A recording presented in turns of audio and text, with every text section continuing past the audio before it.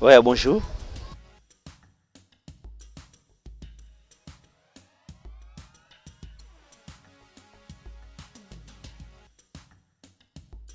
Ok, merci. Je me nomme Baoula Baoula. Mon nom c'est Baoula. Mon poste nom c'est Baoula.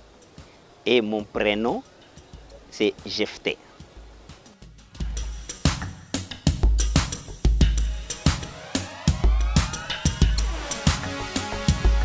Actuellement, je suis pasteur responsable d'une jeune communauté, laissez-moi le dire ainsi, Temple du Grand Roi, dont je suis le pasteur titulaire, en d'autres termes, le représentant légal de la communauté Temple du Grand Roi.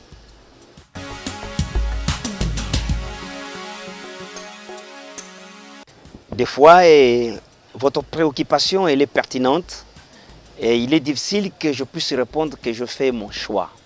Le pastorat, l'apostolat et d'autres ministères, c'est un don que Dieu donne, c'est un appel par force. Dieu vous appelle et il vous donne son travail et vous vous soumettez à l'obéissance de ce que Dieu vous a donné comme travail. Partant des études faites, je n'ai pas fait le pastorat, je fais autre chose, mais aujourd'hui je me retrouve ministre de Dieu, pasteur des brebis et d'une église locale.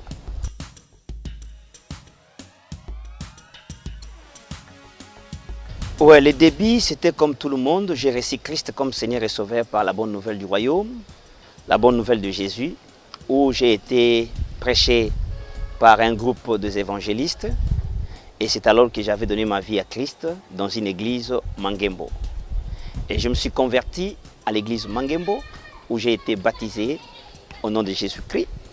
Et depuis tout ce temps, j'étais fidèle à l'église Mangembo, où j'ai servi Dieu dans plusieurs départements, entre autres l'évangélisation, parce que j'ai été évangélisé.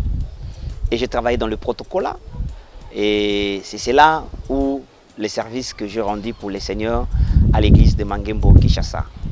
Et évoluons comme un frère, aimant les choses de Dieu, aimant le partage, les intercessions, les séries de prières, de chaînes de prières. Et c'est comme ça que je grandissais, que je croissais. Mais n'ayant pas la pensée qu'un jour je serai ministre de Dieu, que je serai pasteur. Ayant la pensée d'être un frère rempli de connaissances, rempli de la parole de Dieu et donnant sa vie à Jésus pour le salut éternel. Voilà de quelle manière j'ai embrassé le chemin de notre Seigneur Jésus-Christ.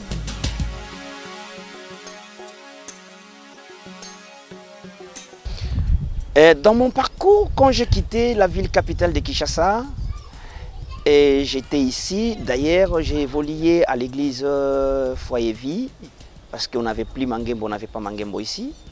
J'ai travaillé à Foyer Vie et après Foyer Vie, j'ai travaillé à l'église des Assemblées des Saints auprès du docteur Robert Massoudi, où j'étais avec lui, que j'ai sali en passant. Et après un temps, je suis rentré chez moi à Mangembo. Et c'est moi qui étais le bâtisseur de Mangembo dans le Congo central, en particulier dans la ville de Matadi.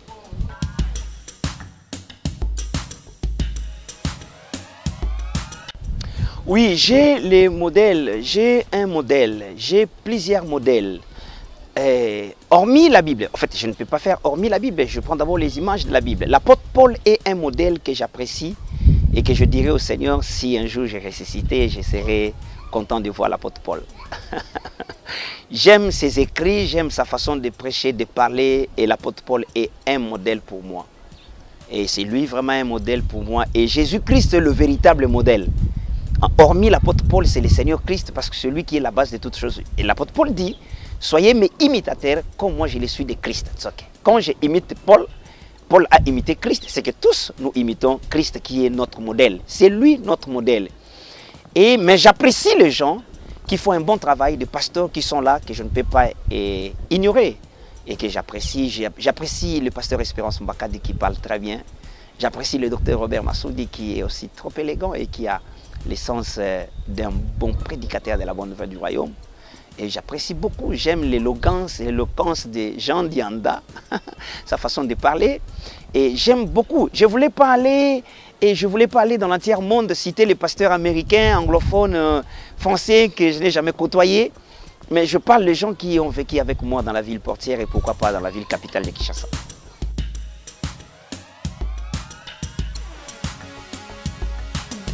Oui, le temple du grand roi a une vision. On ne peut pas s'écarter, on ne peut pas diriger un peuple sans la vision. Si un aveugle conduit un aveugle, ils tomberont tous dans une fosse.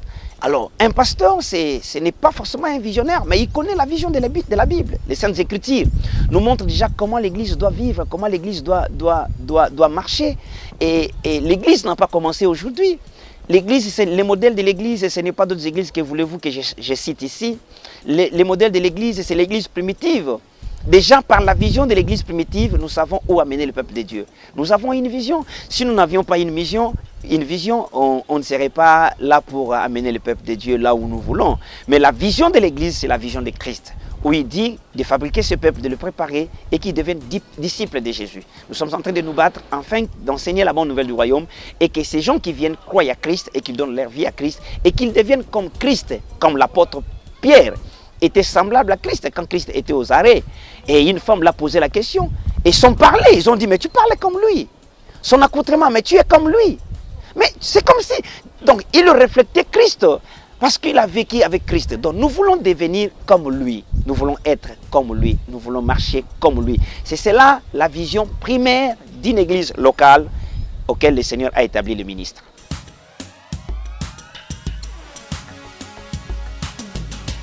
Oui, j'ai connu pas mal de difficultés. Je sais là où vous voulez, vous voulez arriver. Mais j'ai connu pas mal de difficultés qui peuvent amener une personne à mourir ou à faire le AVC ou à perdre sa vie.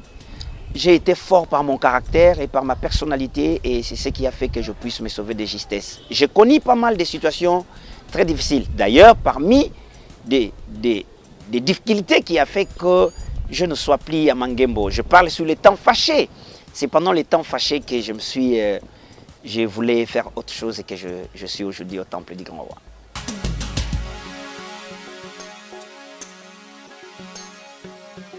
Entre autres, c'est la jalousie, entre autres la méchanceté. Et l'un des difficultés les plus graves, c'est les enseignements doctrinaux. C'est la doctrine. Ma confession et la confession dont Mangembo mettait sur pied ne mettaient pas, au fait, on ne pouvait plus faire route ensemble jusqu'à un niveau, jusqu'à arriver au beau port. Parce que je croyais à ce que les Écritures saintes nous disent dans le livre d'Exode. Ne déplace pas les bornes que les anciens ont plantées. L'apôtre Paul dit, moi Paul, ancien dans le Seigneur.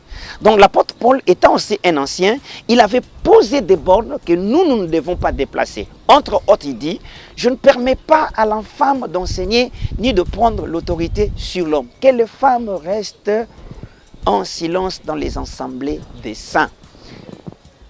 Une des difficultés parmi tant d'autres que j'ai connues dans la communauté, parce que j'ai crié tout haut, qu'une femme ne peut pas être ministre, une poule ne peut pas chanter.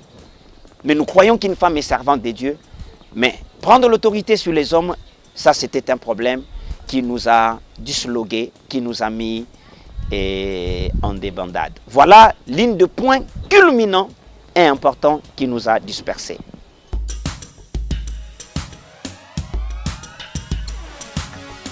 Le Seigneur nous a fait grâce. Temple du Grand Roi est aujourd'hui presque dans une bonne partie d'Afrique. Nous sommes au Cameroun, à Douala, sur rue Makepe, rue Les Avocats, je crois dans le quartier de Makepe, c'est à Douala. Je venais d'être là, j'ai fait un bon travail avec mon fils, le pasteur Henri, que j'ai sali en passant. Et nous sommes ici à Matadi, nous avons là où je suis, le quartier général où moi-même je suis, et nous sommes à Mikondo chez le pasteur Gédéon que j'ai sali en passant. Et nous sommes à Luanda, et dans la commune, on a la commune de Kamama, et avec mon fils l'apôtre Christo Dianzenza que je salue en passant.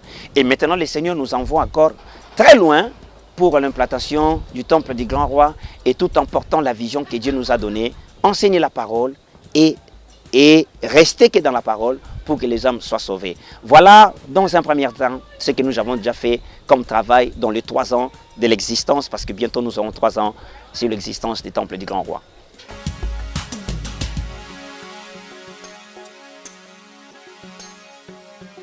Nous sommes en bon terme, il y a la paix entre lui et moi. Et vous avez appris qu'il y a eu une conférence dans la ville portière de Matadi au mois de juin passé, que je suis allé participer, on a parlé avec lui longuement. Et c'est un père que j'honore, que je respecte aussi. Et l'expérience de ces grands travaux qu'il a bâti toute sa vie, et j'ai grandi à ses côtés. Je crois qu'on doit chercher la paix et on est en bon terme avec lui, que je salue le révérend Espérance Mbakadi, un homme éloquent, un homme qui a la sagesse et qui a l'intelligence et qui a le savoir-vivre, que le Seigneur, je n'ai pas le droit de le bénir, mais que son Dieu lui fasse du bien.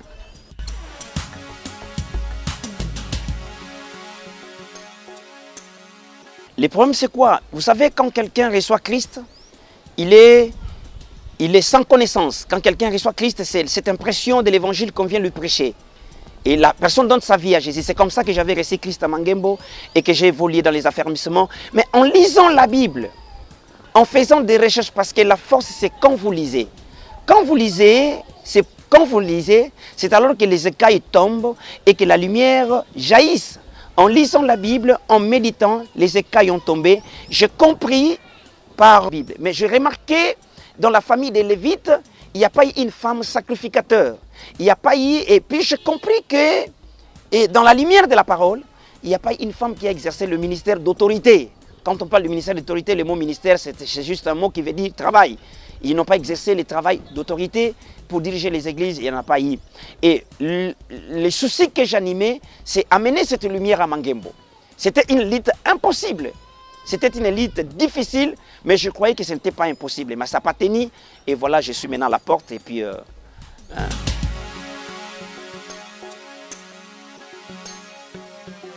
J'ai compris une chose en lisant 1 Corinthiens chapitre 6. Je lis pas mal de choses auxquelles l'apôtre Paul est en train de parler. Dans 1 Corinthiens chapitre 6, je lis le chapitre 7. J'ai compris que les relations que nous devons entretenir avec les amis pasteurs, c'est être un, être unis et parler un même langage. Même s'il arrivait qu'il y a des divergences de sujets, il y a divergences de beaucoup de choses. L'apôtre Paul dit, au sujet où nous ne sommes pas mis d'accord, mettons ça à côté, autant convenable le Saint-Esprit nous éclairera, mais faisons route ensemble. J'ai compris comme Christ est notre créneau et le socle de l'Église, on doit marcher ensemble, on doit avoir de très bonnes relations avec n'importe quel pasteur de la ville portière pour qu'ensemble, le nom de Christ soit placé haut et que Christ soit glorifié dans nos églises locales.